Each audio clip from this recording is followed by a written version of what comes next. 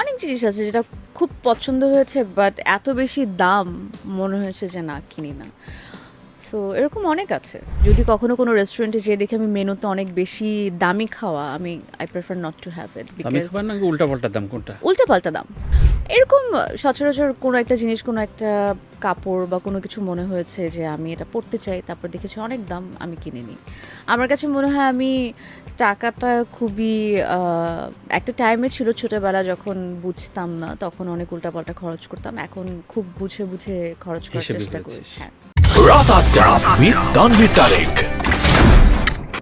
সাফা এমনি খুবই সাফিসিয়েন্ট বড় লোকের মেয়ে, তার সমস্ত কিছু এক্সক্লুসিভ আমি কাজ খুবই ছাড়া মধ্যবিত্ত প্রশ্ন শেষ একটা ফ্যামিলি থেকে বিলং করি।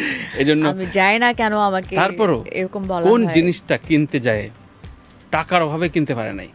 অনেক জিনিস আছে জীবনে এটা এরকম। বল যে এটা এভাবে তো ক্লিয়ারলি মনে নেই। অনেক জিনিস আছে যেটা খুব পছন্দ হয়েছে, বাট এত বেশি দাম মনে হয়েছে যে না, কিনি না।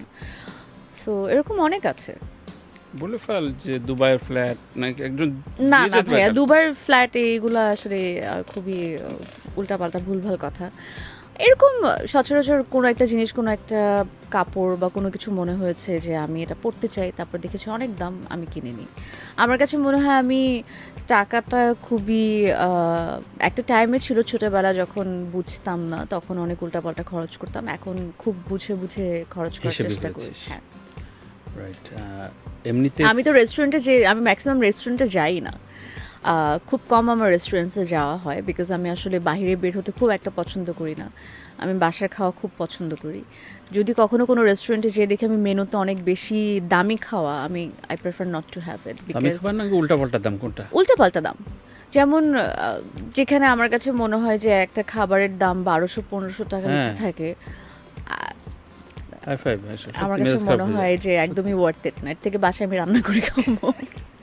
কেন কেন হবে উল্টাপাল্টা? রাইট, হ্যাঁ। অ্যাগ্রিড।